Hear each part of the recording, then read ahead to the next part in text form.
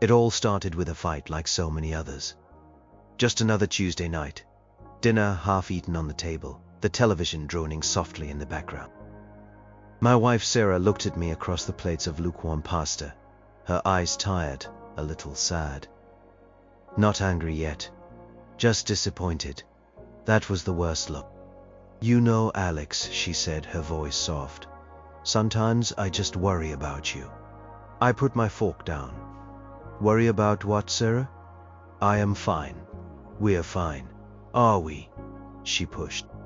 "You come home from work, you sit on the couch, you play your video games, you go to work the next day. Rinse and repeat. Don't you want more than this?" Here it was. The familiar conversation. The more than this talk. My heart sank a little. I knew where this was going. "More than what?" I asked, trying to keep my voice even. "I have a steady job, it pays the bills. We have this house. We have each other. Isn't that enough?" She sighed, a long, weary sound that made me feel like a bird. "It's not about the money, Alex. It's about ambition, or the lack of it. Everyone else we know is climbing ladders, starting businesses, doing something with their lives. You are just content, comfortably numb maybe." Comfortably numb, that stung. It wasn't fair. I wasn't numb, I just wasn't obsessed with the rat race. I liked my job as a software engineer. I was good at it, even if I wasn't gunning for a promotion every 6 months. I found satisfaction in solving complex problems, in building things that worked. My ambition was just quieter, internal. It wasn't about titles or corner offices. "What do you want me to do, Sarah?" I asked, a hint of frustration creeping in. "Quit my job and become a CEO overnight." "Take out a second mortgage to start a gourmet pickle stand?" She winced. "Don't be sarcastic. I just want to see you engaged. Excited about something. It's like you've just given up on proving anything to anyone, even yourself." "Maybe I don't need to prove anything." I shot back a little louder than I intended. "Maybe I am happy with who I am." "But I am not happy with who you are," she said, and that hit me like a punch to the gut. Quiet disappointment in her eyes had turned into something sharper. "I want a partner who pushes himself, who has dreams beyond just making it to Friday. I want someone who inspires me. And right now, Alex, you don't." The words hung in the air, heavy and suffocating. "You don't inspire me." It wasn't just a criticism of my career. It was a criticism of my character, my very being. She saw me as stagnant, uninteresting, not worth looking up to. And that, more than any other insult, lodged deep in my chest. I pushed my plate away. "Fine," I said, my voice tight. "You want ambition? I'll show you ambition. You want me to push myself? I'll push myself so hard you won't recognize me." She looked at me, a flicker of something unreadable in her eyes. Was it hope, or a new kind of disappointment? "Don't do it for me, Alex. Do it for yourself." I walked away from the half-eaten dinner. From Sarah, from the comfortable numbness she accused me of. I went to my small home office, a room usually reserved for my video games and casual coding projects. I sat down at my desk, the glow of the monitor illuminating my face in the dark room. Her words replayed in my head. "You don't inspire me. No ambition. Comfortably numb." A cold, hard knot formed in my stomach. I was good at what I did. I was a talented software engineer at a mid-sized tech company. My work involved developing highly efficient systems, streamlining processes for other businesses. I wasn't on the executive fast track, but I solved problems. Big problems. And I did it quietly. But quiet wasn't enough for Sarah. She wanted a visible climb, a public display of drive. An idea, chilling and precise, began to form in my mind. It wasn't about making money or getting a promotion. It was about proving her wrong, proving I had ambition, even if that ambition was born from spite and a desperate need for validation. Sarah worked for a large corporation, Global Solutions Inc. Their primary business was data processing, handling vast amounts of information for clients around the world. Her department, Data Verification and Integrity, was massive. Hundreds of people, maybe thousands, manually checking, cross-referencing and correcting data streams. It was tedious, repetitive work, but crucial for their clients. It was also, I knew, incredibly inefficient. I pulled up some industry reports on my screen, then did a quick search for Global Solutions Inc. data processing costs. My fingers flew across the keyboard, driven by a sudden intense energy I hadn't felt in years. The kind of energy that makes you forget to eat, to sleep. The kind that Sarah probably wanted to see. Their biggest expense, by far, was labor. Human beings doing tasks that were ripe for automation. Data entry, verification, basic error correction. It was all a pattern. And patterns were what I understood. Patterns were what I could code. A new kind of ambition sparked inside me. It wasn't about making myself rich, not direct. It was about solving a problem so efficiently, so elegantly, that it would shake an entire industry. And if it shook Sarah's company and specifically her department, so be it. It was just collateral damage in my quest to prove I wasn't comfortably numb. I started sketching out algorithms, flowcharts, ideas for a neural network that could learn and perform data verification with near-perfect accuracy and at a fraction of the cost. My company, Nexus Innovations, specialized in AI-driven automation. This wasn't just a project. This was a product. A product that could revolutionize data processing. Product that could save companies like Global Solutions Inc. billions. And maybe, just maybe, get her department laid off. A cold sense of purpose settled over me. This wasn't about revenge, not really. It was about a twisted kind of ambition. To prove I could do something monumental, something that impacted the world, even if that impact was catastrophic for the person closest to me. I would show her ambition. A kind of ambition she never imagined. And that was the shocking hook I had for myself. My quiet, unnoticed ambition was about to explode, and the fallout would hit close to home. Extremely close. The night after the fight, I didn't sleep. My mind was buzzing with code, algorithms, and the intoxicating possibility of building something truly transformative. I felt a surge of energy, a focus I hadn't experienced in years. This wasn't just a project, it was a mission. A mission to prove Sarah wrong, to show her that my quiet competence could in fact unleash monumental change. My company, Nexus Innovations, was always on the lookout for the next big thing in automation. We prided ourselves on creating software that could replace repetitive, time-consuming human tasks. But what I was envisioning went beyond simple automation. This was about deep learning, pattern recognition on a massive scale, and a level of accuracy that human beings, even highly trained ones, struggle to maintain over long periods. Sarah's department, Data Verification and Integrity, was a prime target. I knew from her occasional complaints that their work involved sifting through millions of data points daily, spotting anomalies, cross-referencing against databases, correcting errors. It was mind-numbing work for the people doing it, but absolutely vital for Global Solutions Inc. clients who relied on pristine data.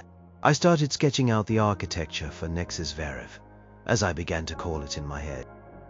It would be an AI-driven platform that ingested raw data, ran it through a series of verification modules, flagged discrepancies, and even suggested corrections based on historical patterns and external data source. The key was its ability to learn and adapt, becoming more efficient and accurate over time. This wasn't some weekend hobby project. This was big. It would require significant computational power, advanced machine learning models, and a team of skilled engineers to bring to fruition. But I knew I could lay the groundwork. I could build the core, the proof of concept that would blow everyone away. The next morning, I woke up with a clear head. Despite the lack of sleep, Sarah was already gone for work. I drank my coffee, then opened my laptop, ignoring my usual morning routine of checking social media.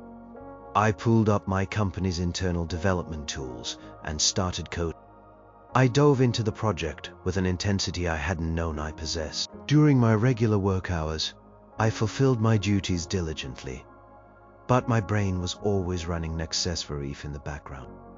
In the evenings, after Sarah went to bed, or when she was out with friends, I would retreat to my office. The door was usually open, but now I found myself closing it. Not because I was doing anything wrong, but because I wanted this to be my secret. My grand reveal. Sarah noticed the change. She'd walk by my office, see me hunched over the keyboard, lines of code scrolling rapidly on my multiple monitors. Sometimes she'd pop her head in. "Still working on that big project, huh?" she'd ask, a hint of curiosity in her voice. "Something like that," I'd reply without looking up. "It's pretty demanding." She seemed pleased. "Good. That's good, Alex, see? I knew you had it in you." Her approval felt hollow. She thought I was finally applying myself to my regular job, getting on the fast track. She had no idea the monster I was building. Piece by agonizing piece, that was aimed squarely at the foundation of her own career. I worked through weekends. I skipped social gatherings with friends. My excuse was always a critical deadline at work. Sarah, for her part, seemed content. Our fights about my lack of ambition stopped. She'd occasionally bring me coffee or a snack, her expression soft, almost proud. Each gesture of support felt like a fresh wound, a reminder of the naive trust she placed in me, oblivious to the storm I was brewing. I perfected the core AI, feeding it synthetic datasets that mimicked the complexity of Global Solutions Inc.'s data streams. I designed the user interface to be intuitive, even for non-technical users. I optimized the algorithms for speed and efficiency. The early results were astonishing. NexusVerif could process data at a rate thousands of times faster than a human, with an error rate approaching zero. Could even identify subtle patterns of fraud or anomaly that human eyes might miss. I started feeling a strange mix of exhilaration and dread. On one hand, I was proving my capabilities, validating my intelligence. This was groundbreaking work. On the other hand, the implications were becoming terrifyingly clear. If this technology was implemented widely, especially in companies like Sarah's, it wouldn't just streamline operations, it would eliminate entire departments. The initial intent was just to prove I wasn't comfortably numb. But as NexusVerif grew more sophisticated, more powerful, the potential collateral damage grew with it. It wasn't just Sarah's words driving me anymore. It was the thrill of creation, the sheer intellectual challenge of it. I was in too deep. The lines between proving a point and creating a devastating innovation had blurred. One evening, after another long coding session, I leaned back in my chair, staring at the glowing screen. A simulated dataset of 1 million entries, processed and verified in under a second. Every error flagged, every discrepancy noted. A human team would take weeks to do this. I felt a chill despite the warmth of the room. This wasn't just a powerful tool, it was a job killer. I could almost hear the clicks of keyboards silencing, the murmur of conversations fading as cubicles emptied out. Sarah's department, Sarah's colleagues, Sarah herself.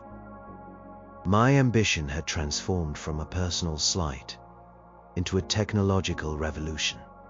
And revolutions, I was learning, were rarely bloodless. The thought of what this could do, what I was doing, should have stopped me, should have made me delete every line of code. But the urge to see it through, to prove the concept, to show the world what I was capable of, was too strong. The idea was too good to abandon. I had opened Pandora's box, and there was no turning back now. The next step was to show it to Nexus Innovations. The day I decided to pitch NexusVerif internally at Nexus Innovations, my stomach churned with a mixture of excitement and fear. This was it, the moment I would finally unveil the culmination of my secret ambition, the proof that I was far from comfortably numb. I had meticulously prepared a presentation detailing the technical architecture, the projected efficiency gains, and the market potential. I even included a live demo, using a simulated dataset to showcase its blinding speed and accuracy. I scheduled a meeting with my direct manager, David, and a couple of senior engineers. I deliberately kept the invitation vague, just mentioning a significant personal project with company potential. I wanted the shock value to be high. When the meeting started, David looked bored, probably expecting me to pitch some minor efficiency tweak to an existing product. He crossed his arms, leaning back in his chair. The other engineers were equally disengaged, scrolling on their phones. "All right, Alex," David drawled. "Lay it on us. What's this big idea you've been cooking up?" I took a deep breath, clicked to the first slide, and began. I explained the problem of data verification, the massive human effort involved, and the inherent inefficiencies. Then I introduced NexusVerif. As I demonstrated the software's capabilities, their expressions slowly changed. Boredom morphed into curiosity, then astonishment. When the live demo completed a complex verification task in mere milliseconds, a task that would realistically take a team of people days, David leaned forward, his eyes wide. "Alex," he said, his voice quiet, almost reverent. "What is this? Is this real?" "It's real, David," I replied, a tremor of triumph in my voice. "It's an AI-driven data verification and integrity platform. I've been working on it nights and weekends for the past few months." The room erupted. Questions flew at me from all directions. How did I achieve such accuracy? What was the underlying technology? Had I considered intellectual property? I answered them all, confidently explaining the nuances of the neural networks, the scalability, the potential for customization. I talked about the market. "Think about any company that handles massive amounts of data," I said, gesturing towards the screen. "Financial institutions, healthcare providers, e-commerce giants, even government agencies. They all need data verified. They all employ huge teams to do it. NexusVerif could make those teams frankly redundant." A hush fell over the room again. The implication of my words hung heavy in the air. Redundant, a polite term for layoffs. David stared at the screen, then at me. A gleam in his eye that wasn't just admiration for my technical prowess. It was the gleam of dollar signs. "Alex, this is revolutionary. This isn't just company potential. This is a game changer. This could be Nexus Innovations' biggest product ever." Within days, the project was fast-tracked. A dedicated team was assigned to me. I was promoted to lead engineer for the NexusVerif project, given a substantial bonus and promised a percentage of future sales. I was finally on the ladder Sarah wanted me to climb, scaling it at a dizzying pace. I felt a rush of vindication. This was it. This was ambition. This was what Sarah wanted. I was no longer comfortably numb. I was a rising star. But beneath the triumph, a cold anxiety began to fester. The more NexusVerif gained traction within Nexus Innovations, the more real the consequences became. Conversations and meetings revolved around market penetration, client acquisition, and cost savings for the end user.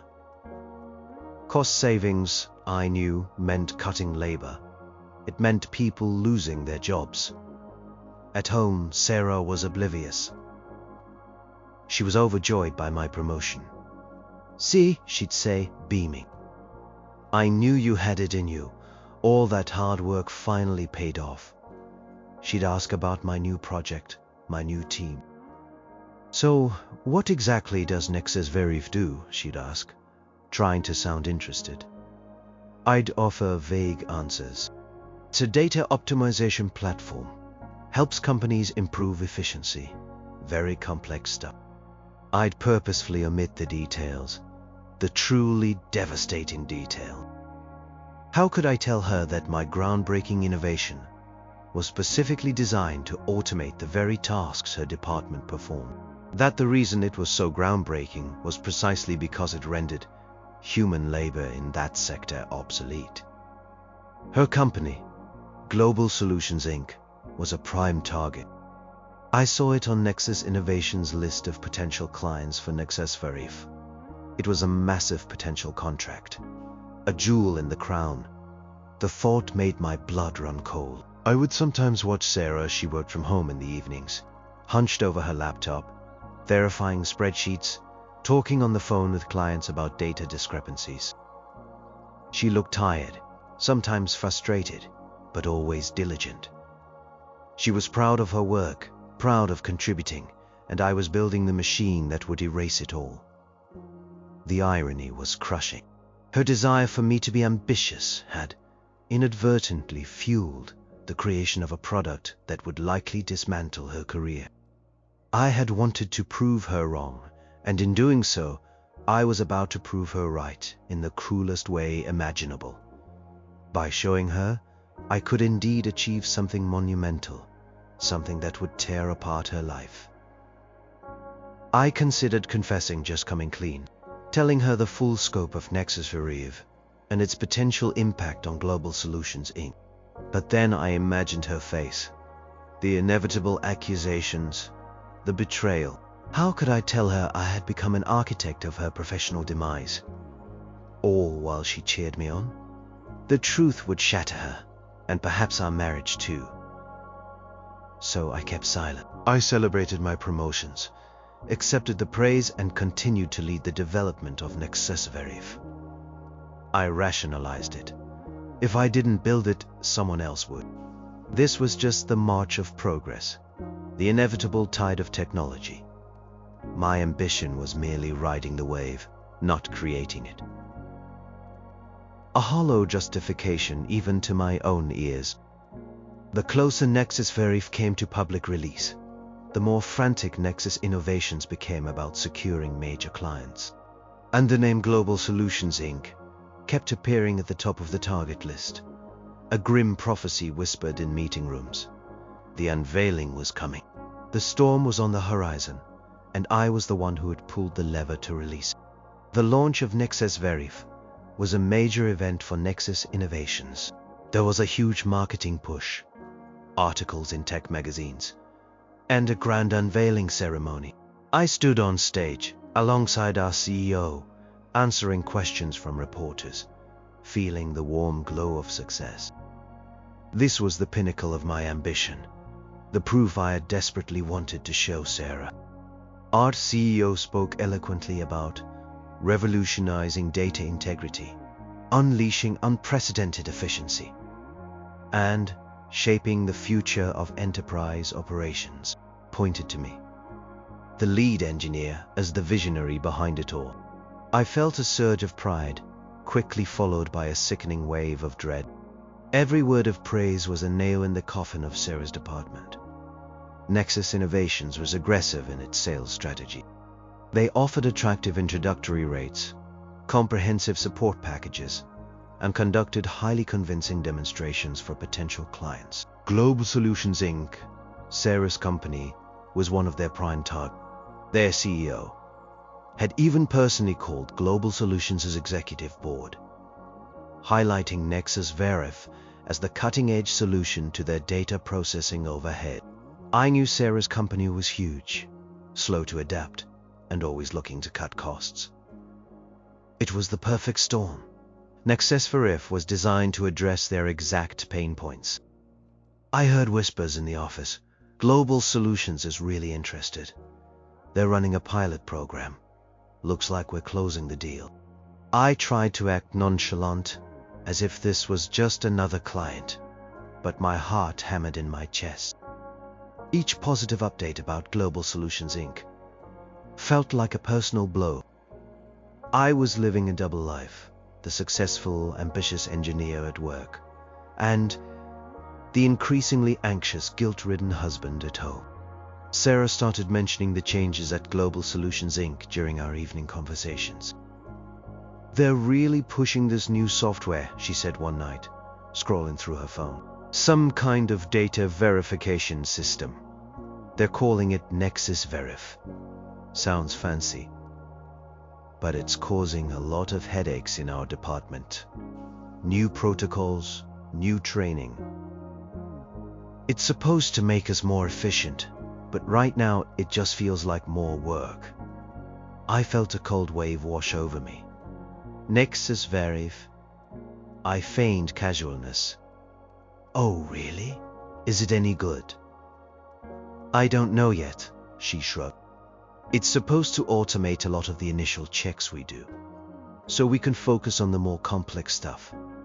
Our manager keeps saying it'll free up our time. I don't know what that means for us, honestly. Half our team just does the initial checks." She chuckled, a nervous, uncertain sound. I forced a smile. "Well, I hope it works out for you guys." Inside, I was screaming. It was happening. She was using my software. The very thing I had built in my misguided quest for ambition was now infiltrating her workplace.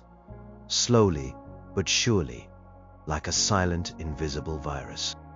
Over the next few weeks, Sarah's updates became more frequent and more unsettling. "They're starting to scale up NexusVerif," she'd say, a worried frown on her face. "They've implemented it in our sister departments in Europe, and apparently it's working wonders. Our workload is already shifting. Fewer basic tasks, more complex exception handling. That sounds like a good thing, right?" I tried to suggest, my voice tight. "More interesting work for you." "I don't know, Alex," she'd sigh. "It's just unnerving. Some of the older folks in the department are struggling with the new system. They're talking about early retirement packages being offered." Just rumors, probably. Rumors. I knew they weren't just rumors. Early retirement was the polite precursor to layoffs. Nexus Innovation's sales team openly talked about how NexusVerif allowed companies to right-size their workforce, a euphemism that made my skin crawl. My ambition, once a burning fire, now felt like a lead weight in my stomach. I was getting everything I thought I wanted. Recognition, success, a clear path to a leadership role. But it tasted like ash. Each compliment from my CEO, each celebratory email, each high five from a colleague felt like a betrayal of Sarah. I started having nightmares. Nightmares of empty cubicles, of Sarah's tear-streaked face, of her accusing me, "You did this, you destroyed everything." I'd wake up in a cold sweat, staring at the ceiling, the silent house mocking my supposed triumph. One evening, Sarah came home looking utterly drained. She slumped onto the couch beside me, her head in her hands. "What's wrong?" I asked, my voice barely a whisper. "It's NexusVerif," she mumbled. "They're expanding its deployment across all our data processing centers globally. They're making a huge announcement next week. Our manager had a meeting with us today, a pre-announcement brief. He was talking about optimizing human capital and redeploying resources. And he said that means most of the initial data verification roles will become redundant. Redundant, Alex. That's our whole department. Her voice was trembling. He didn't use the word layoffs yet, but it's clear what he meant. It's coming. My blood ran cold. The shocking hook was no longer a personal, internal goal. It was a looming disaster, about to crash down on the woman I loved, engineered by my own hands. I reached out to touch her arm, but my hand hesitated. How could I comfort her when I was the source of her pain? "I am so sorry, Sarah," I said, the words catching in my throat. It was all I could manage. But she thought I was sorry for her, not sorry because of me. The secret was still safe for now. Clock was ticking, counting down to the moment my carefully constructed ambition would dismantle her life. And I knew with a terrible certainty that the final announcement was just around the corner. And then I would have to confess, or she would find out. The air in our apartment became thick with unspoken tension. Sarah moved through the days like a ghost, her usual vibrant energy replaced by a heavy cloud of anxiety. Every time her phone buzzed, she'd jump, hoping for news, dreading it at the same time. The rumors about layoffs at Global Solutions Inc. were now deafening whispers, echoing through the halls of her company. She tried to put on a brave face sometimes, but I could see through it. Her eyes were constantly scanning job boards on her laptop. She'd bring up old contacts, networking with people she hadn't spoken to in years. The desperation was palpable. "It's just the uncertainty that's killing me," she said one night, staring blankly at the wall. "They haven't made an official announcement yet, but everyone knows. Our director is holding all-hands meetings, talking about where structuring and new opportunities for those who can adapt. But what about those of us who just do the verification work? That is our job." She'd complain about NexusVerif constantly, unknowingly, providing me with updates on its relentless progress within her company. "That software is a nightmare, Alex. It flags everything, even tiny little variations that a human would just correct on the fly. We spend half our time arguing with the system, trying to figure out why it rejected something. And then it learns from our corrections, so it does even more work itself. It's like it's actively trying to replace us." I just nod, my throat tight. Sounds like it's doing its job then, automating. "But at what cost?" she'd retort, tears welling in her eyes. "People have mortgages, kids, careers they've built for 20 years. My colleague Brenda, she's almost retirement age. She doesn't know how to do anything else. What's going to happen to her?" My chest ached. Brenda was a sweet woman Sarah often mentioned, always bringing in homemade cookies. Now, because of me, Brenda's stable career was on the brink. This wasn't about proving a point anymore. This was about real people, real lives. My own career, meanwhile, was soaring. Nexus Innovations was celebrating NexusVerif's success. More and more companies were signing on, thrilled by the prospect of cutting labor costs and increasing efficiency. I was given another raise, stock options, and invited to speak at industry conference. My name was being whispered in boardrooms as a genius, a visionary. But the taste of success was bitter. Every accolade felt like a lie. Every bonus felt like blood money. I was living a waking nightmare, lauded for something that was actively destroying the person I was supposed to cherish. I started avoiding eye contact with Sarah. I'd make excuses to stay late at work, or bury myself in my laptop when I was home. I couldn't bear to see the pain in her eyes, knowing I was the primary cause of. The no ambition fight had ignited a fire in me, but that fire was now burning everything good in my life. One evening, after Sarah had gone to bed, exhausted and worried, I found myself pacing the living room. I pulled out my phone and scrolled through Nexus Innovation's internal forum. There it was, in the recent client wins section. Global Solutions Inc. Full NexusVerif deployment complete. Estimated cost savings 75% in data verification labor within 6 months. 75%. That meant 3/4 of Sarah's department, or more, would be gone. This wasn't just rumors anymore. This was cold, hard fact, written in corporate speak. My mind raced. Could I do anything? Could I somehow delay the rollout?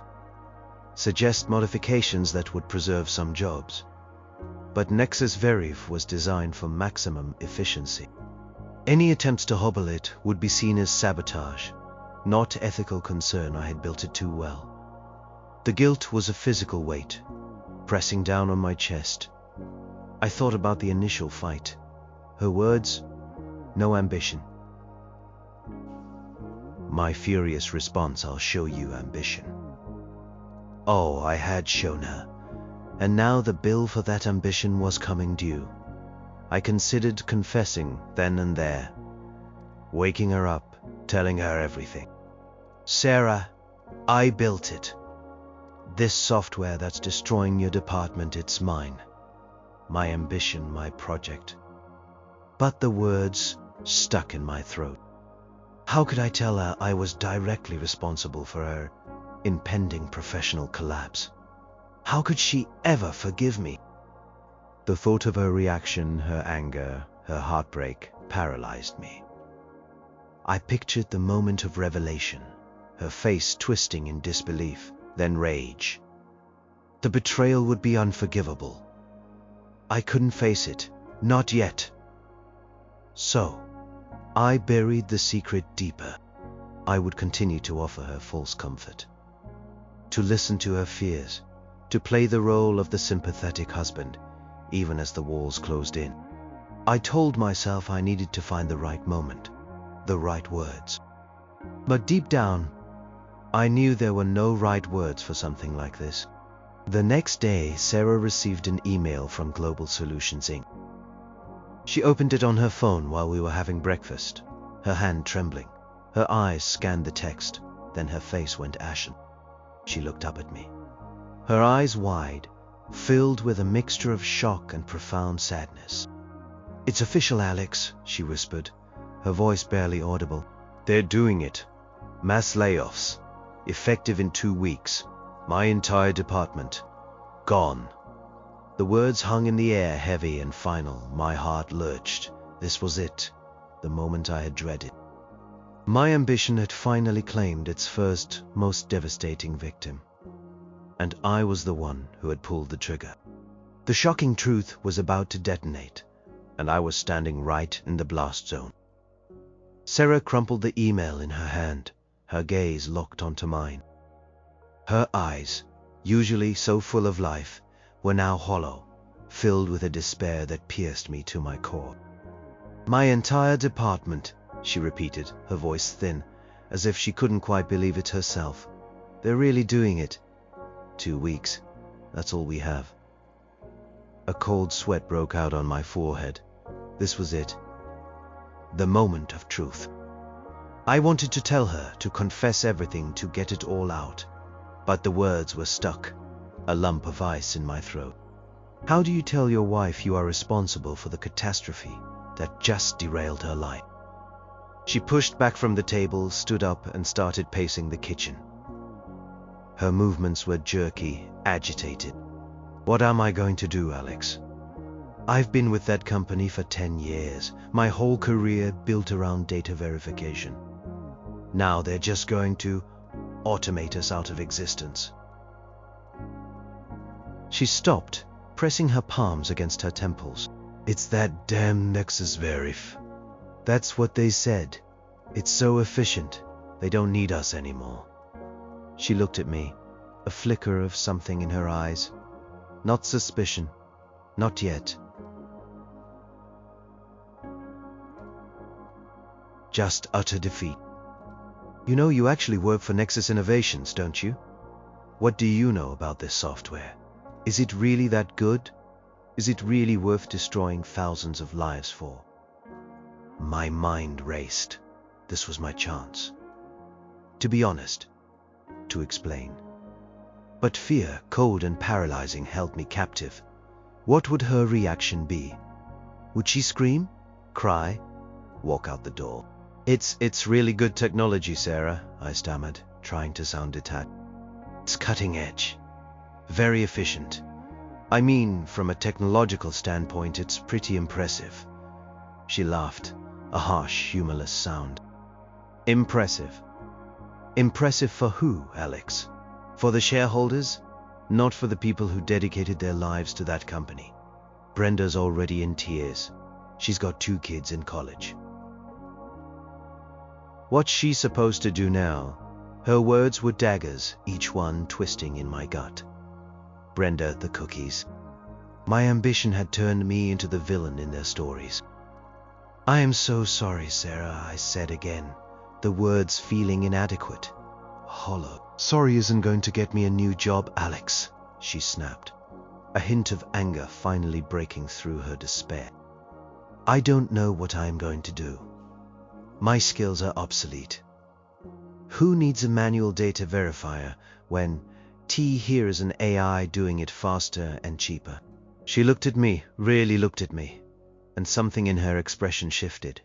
A spark of realization, perhaps. You've been working on some big project, right? At Nexus Innovations. For months you've been holed up in your office. You were so secretive about it. She paused, her eyes narrowing. What was your project, Alex? What exactly were you building? My breath hitched. This was it. The direct question. The moment I had feared. I could see the pieces clicking into place for her one by one. The company I worked for. My secret project. The name of the software that had just destroyed her career. Sarah, I began, my voice barely above a whisper. It's complicated. Complicated? She repeated, her voice rising, tinged with disbelief. Don't tell me it's complicated, Alex. Just tell me, what were you working on? I took a deep, shuddering breath. I was the lead engineer on NexusVerif. I built it, Sarah. The core system, the AI, it was my project. The words hung in the air, a devastating confession. Her eyes widened, first with shock, then with an indescribable horror. Her face, already pale from stress, now drained of all color. She took a step back, as if I had physically struck her. You? She whispered, the word barely audible. You built it? The software that just laid off my entire department? You did this? I nodded, unable to speak, my eyes pleading for understanding that I knew I didn't deserve. Why? She choked out, tears finally streaming down her face. Why, Alex? How could you? All those nights, all that secrecy, all that talk about your big project you were building, the thing that would destroy me. No, I managed, my voice hoarse. Not to destroy you. I never intended it to hurt you. I just wanted to prove. Prove what? She shrieked, the tears now accompanied by pure, unadulterated rage. Prove you had ambition? This is your ambition. To obliterate thousands of jobs, including mine? To become a goddamn job killer? You did this for ambition. Her voice was laced with venom. You destroyed my life. You destroyed my friends' lives. All because I told you you were comfortably numb. She was breathing heavily, her chest heaving. My God, Alex. How could you look me in the eye every night? Listen to me worry. Listen to me cry, knowing that you were the one who pulled the trigger. Knowing that you were the one who built the bullet. She grabbed the crumpled email from the counter, then threw it at me. It fluttered uselessly to the floor. Get out, she hissed, pointing a trembling finger at the door. Get out of my sight. I can't even look at you right now. Sarah, please, I pleaded, stepping towards her. "Let me explain." "Explain what?" she screamed, stepping back, her eyes blazing with the pain I had inflicted. "Explain how your ambition is more important than my livelihood, than our life together. Number T here is nothing to explain. You wanted to prove me wrong, Alex. You wanted to show me ambition. Congratulations. You did. And you just laid off your wife." She turned and ran into our bedroom, slamming the door shut with a finality that echoed through the silent apartment. I stood there, rooted to the spot, the weight of my ambition now revealed in its terrible destructive glory, crushing me. The silence was deafening. The hearth was broken, and I had shattered it. The bedroom door remained closed, a solid barrier between us. I stood in the kitchen feeling utterly gutted, the silence amplifying the echo of Sarah's screams, and the chilling accusation, "You just laid off your wife." I tried to go to the door to talk to her, to beg for forgiveness, but my feet wouldn't move. What could I say? "I am sorry my ambition destroyed your career." It sounded pathetic, an insult. "I didn't mean to hurt you, but I had." Direct. The very thing I built, the source of my success, was the instrument of her devastation. I sank into a kitchen chair, my head in my hands. The fight from months ago replayed in my mind. No ambition, comfortably numb. Those words meant to sting, had ignited a perverse drive within me. I had wanted to show her, to prove my worth, and in doing so I had become a monster. Hours passed. The sun set, casting long, mournful shadows across the apartment. I heard no sound from the bedroom, no crying, no movement, just an oppressive silence that spoke of a deep, unbridgeable chasm opening between us. Finally, around midnight, the bedroom door opened. Sarah emerged, her eyes red and swollen, but dry. Her face was set, grim. She wasn't angry anymore, just utterly defeated and cold. She walked past me without a glance, went to the coat closet and pulled out her travel bag. "Sarah," I whispered, my voice raw, "what are you doing?" She didn't answer, just started packing a few clothes. "Not a lot, just enough for a few days." "Are you leaving?" My voice cracked. She zipped the bag. "I can't be here, Alex, not right now. I can't look at you. I can't breathe the same air. Every time I see you, all I can think about is what you did, how you lied, how you let me pour my heart out, crying on your shoulder, knowing it was you. Please, Sarah," I begged, finally finding my voice, standing up. "Don't go, let's talk about this. I am so sorry I didn't think it through. I never intended." She finally looked at me, her gaze piercing. "You never intended? You built a machine designed to replace human labor in data verification, knowing exactly what my job was. You were the lead engineer. You celebrated its success. You watched me worry day after day, and you said nothing. What exactly did you think would happen?" Her voice was flat, devoid of emotion, which was worse than her anger. "I just wanted to prove myself," I stammered, the pathetic truth of my motivation sounding even weaker out loud. "You said I had no ambition. I wanted to show you I could do something big, something important," she scoffed. "Big? Important? You made yourself important by destroying others. That's not ambition, Alex. That's, I don't even have a word for it. It's cruel. It's selfish beyond belief." She picked up her bag. "I am going to my sister's. I need space. I need to figure out what to do with my life now that you've destroyed it." "What about us?" I asked, my voice pleading. "What about our marriage?" She paused at the door, her hand on the knob. She looked back at me, her eyes filled with a sadness so profound it almost broke me completely. "I don't know, Alex," she said softly, her voice barely audible. "I honestly don't know if I can ever look at you the same way again. How can I trust you? How can I ever feel safe with you, knowing you are capable of something like this?" Then she turned the knob, opened the door, and walked out. Click of the lock as she pulled the door shut behind her was the loudest sound I had ever heard. It wasn't just a door closing. It was the sound of our life together shattering into a million pieces. I stood in the silent apartment, the echoes of her words, "You just laid off your wife," ringing in my ear. The success, the accolades, the bonuses, they all felt like ash in my mouth. I had achieved the ambition Sarah wanted, the kind that made headlines and generated wealth. But I had paid the ultimate price. I had laid off my wife, and in doing so, I had laid waste to our home, our trust, and possibly our future. My ambition had broken my hearth, and I was left alone in the cold, desolate ruins. The days that followed Sarah's departure were a blur of agonizing emptiness.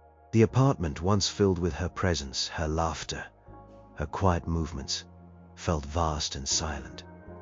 Every corner held a memory, now tainted by my betrayal. Her coffee cup sat on the counter where she'd left it that morning. Her side of the bed remained untouched. It was a constant, stark reminder of what I had done. I tried calling her, texting her. Every message went unanswered. My calls went straight to voicemail. Her sister, when I called her, was cold, polite, and firm. "She needs space, Alex, a lot of space. She's devastated. Don't push her." My life at Nexus Innovations, meanwhile, continued its ascent. NexusVerif was a runaway success. More companies signed on. My stock options soared. My boss, David, was already talking about my next big project, a new AI venture. He saw me as their golden goose, the engineer who could automate anything. But the triumph felt like a cruel joke. I walked through the office surrounded by cheerful colleagues, hearing the buzz of sales calls, seeing the revenue projections for NexusVerif. Each positive report was a fresh stab of guilt. I was living a lie, a celebrated villain. I started seeing a therapist. Not because I thought it would fix things with Sarah, but because I was drowning in guilt and self-loathing. I told the therapist everything. The fight, Sarah's words, my misguided ambition, the creation of NexusVerif, and the horrific fallout. "So you built a tool to prove your worth, and it inadvertently destroyed the worth of the person you loved," the therapist said calmly, leaning back in her chair. "It's a tragic irony, Alex. You achieved the very thing she wanted, ambition, but in the most destructive way possible." "I know," I mumbled, my voice raw. "I just wanted her to be proud of me, to see me as capable, as more than just content." "And now?" she asked. "Now I am miserable," I admitted, a lump forming in my throat. "I have everything I thought I wanted, but it's meaningless without her, and I don't know how to fix it." "How do you fix something like this?" "You can't fix what's broken in someone else, Alex," she said gently. "You can only work on yourself and understand the true cost of your actions. Ambition without empathy can be a very dangerous thing." That phrase stuck with me. Ambition without empathy. That was the core of my failure. I was so wrapped up in my own wounded pride, my desperate need for validation, that I completely failed to consider the human cost. I started checking job boards for Sarah. It was grim. The market for manual data verification was indeed shrinking rapidly, thanks to technologies like NexusVerif. It was a painful reminder of the market forces I had unleashed. I even discreetly reached out to some of my contacts, trying to see if there were any openings that might suit Sarah's skill set. Perhaps in a related, but less automation-prone field. But I knew she wouldn't accept help from me, not now. The thought alone made my stomach churn. One afternoon, a package arrived in the mail. It was a box of my personal belongings from her sister's house. My favorite worn t-shirt, a book I'd lent her, a framed photo of us from our wedding day. No note, just the items. It felt like a finality. A quiet, decisive severing. I laid the photo on the coffee table. We were smiling, young, full of hope. I remembered how Sarah had looked at me that day, with so much love and trust. And I had betrayed that trust, not with another person, but with a piece of code, driven by a desperate, misguided need to prove something. I thought about Brenda, Sarah's colleague with the college kids. I thought about all the anonymous faces, the thousands of people who were now scrambling to find new jobs, their lives upended. All because of my ambition. I felt a profound, crushing regret. The hearth wasn't just our apartment. It was the sense of safety, trust, and shared future that Sarah and I had built together. I had shattered it with my own hands. My ambition hadn't just gotten her department laid off. It had gotten us laid off from our shared life. And the silence in the apartment screamed that truth at me day after unbearable day. There was no easy path to redemption, no quick fix. Just the long, arduous journey of living with the consequences. Weeks bled into months. Weeks bled into months. Sarah remained at her sister's place. My phone remained silent. Every success at work felt like a hollow victory. Every bonus a reminder of the price I had paid. I continued therapy, trying to unravel the tangled mess of ambition, pride, and the devastating consequences. My therapist kept pushing me to accept responsibility, not just for building the software, but for the fundamental lack of empathy that drove me to ignore the human cost. You created a powerful solution, Alex, she'd say, but you didn't consider the human problem it would create. Your focus was entirely on the technical challenge and the personal validation. That's where the damage occurred. I started reading articles about the ethics of AI, about the societal impact of automation. It was a painful education, a mirror reflecting my own destructive actions. I saw headlines about how companies like Global Solutions Inc. were boasting record profits, driven by the very cost-cutting measures I had engineered. And I saw other headlines about the growing crisis of displaced workers, people struggling to retrain, to find new roles in a rapidly changing economy. Sarah was one of those people. I heard snippets of news about Sarah, through mutual friends usually filtered through my therapist, as I didn't want to break Sarah's peace. She was struggling to find work. Her skills, so specialized in manual data verification, were indeed no longer in high demand.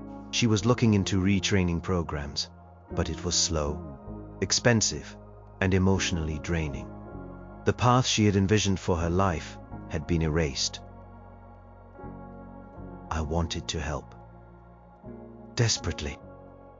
I even drafted emails to her offering financial support, offering to pay for her retraining, offering to use my connections at Nexus Innovations to help her find new opportunities. But I always deleted them before sending. I knew she would reject them, seeing my help as tainted, as another form of control, or a desperate attempt to assuage my guilt. She needed to do this on her own terms or not at all. My involvement would only make it worse. My own work, paradoxically, continued to flourish. Nexus Innovations was building a new suite of AI tools, and I was at the forefront. But the drive was gone. The ambition that had once consumed me now felt like a curse. I was efficient, productive, but joyless. I worked late, not out of passion, but to fill the empty hours, to avoid the silence of my home. One day, I got a call from Brenda, Sarah's colleague. I hadn't spoken to her directly in years, not since our last Christmas party. Her voice was strained. "Alex," she said, "I know you and Sarah are having problems, and I know you built that software. Everyone at Global Solutions knows." Her voice was devoid of anger, just weary sadness. "I just wanted to tell you, I lost my house. My youngest had to drop out of college. I can't find anything. They're telling me to retrain in cybersecurity, but I am 58 years old, Alex. My brain just doesn't work that way anymore." Her words were a direct hit. Not just Sarah, but Brenda. Thousands of Brendas. I was responsible for this ripple effect of human suffering. All because I couldn't handle being called comfortably numb. "Brenda, I am so sorry," I choked out, tears finally blurring my vision. "Is there anything I can do? Anything at all?" "Just understand what you did, Alex," she said, her voice fading. "Understand the human cost of all this efficiency. And maybe if you ever build anything again, try to remember that people have lives. Goodbye, Alex." She hung up. I stood there, the phone still pressed to my ear, listening to the dial tone. Ambition without empathy. The phrase echoed in my mind, louder and clearer than ever before. My ambition hadn't just destroyed Sarah's department. It had destroyed futures, families, homes. It had ruined lives. The man who had no ambition now carried the crushing weight of having too much of the wrong kind. I had proved my wife wrong, and in doing so, I had proved myself a failure in every way that truly mattered. The hearth I had built with Sarah was gone, reduced to cold ash, and the fire of my ambition had consumed it. The bitter truth was that I had won the battle, but lost the war for everything that truly mattered. Cost of my ambition was a profound, unfixable emptiness. Months turned into a year. The silence in the apartment remained unbroken. A constant, heavy presence. My therapy sessions continued, focusing less on guilt and more on how to live with the consequences of my actions. There was no easy path to forgiveness, no magic words to undo the damage. Sarah never came back. I knew deep down that she would. The wound I had inflicted was too deep, the betrayal too profound. Our marriage, built on trust and shared dreams, had been shattered by my misguided ambition. I saw her once, by chance. I was at a coffee shop, lost in thought, when she walked in. She looked different. Thinner, perhaps, but with a new strength in her posture. Her hair was cut shorter, a defiant bob. She didn't see me. She was laughing with a woman I didn't recognize, animated and vibrant in a way I hadn't seen her in years. She looked genuinely happy. I slipped out before she could spot me. Seeing her smile, a genuine, unburdened smile, brought a mix of intense relief and a fresh wave of pain. She was moving on. She was finding her way, rebuilding her life, perhaps without me. The thought was unbearable, yet also, in a twisted way, exactly what I wished for her. I stayed at Nexus Innovations. I was good at my job, too good to leave, and perhaps a part of me felt compelled to stay, to understand the beast I had created. I started advocating internally for ethical AI development, for robust retraining programs for displaced workers, for companies to consider the human cost of automation. My colleagues mostly humored me. Some listened, but the bottom line always won. The machine kept churning. My success was undeniable, at least on paper.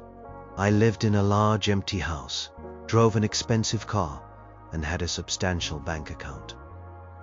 But I was profoundly lonely. The ambition that had driven me to such heights had stripped away everything that gave my life meaning. I sometimes wondered if Sarah ever thought about me, if the bitterness still lingered.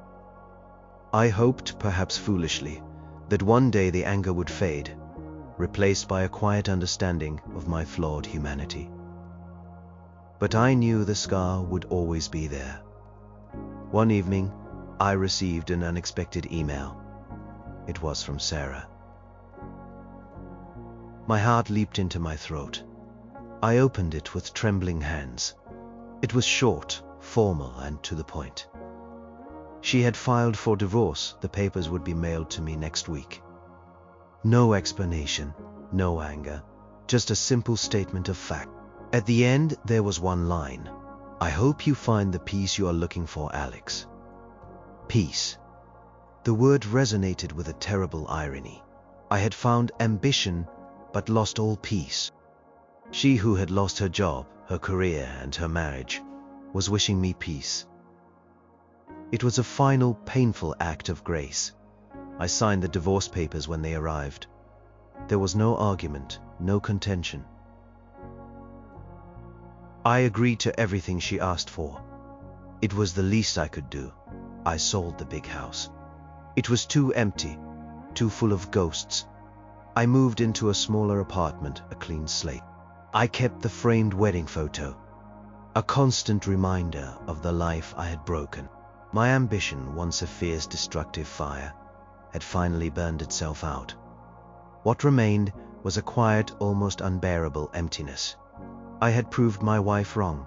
I was not content. I was not numb. I was just broken. And in the wreckage of my ambition, I had lost the only thing that had ever truly mattered. The story wasn't over, but the happy ending was. My heart was broken, irrevocably, and I, the man who had no ambition, was left to live with the profound, devastating consequences of having too much. The chilling truth was that I had wanted to inspire her, and instead, I had destroyed her world, and in doing so, I had destroyed my own.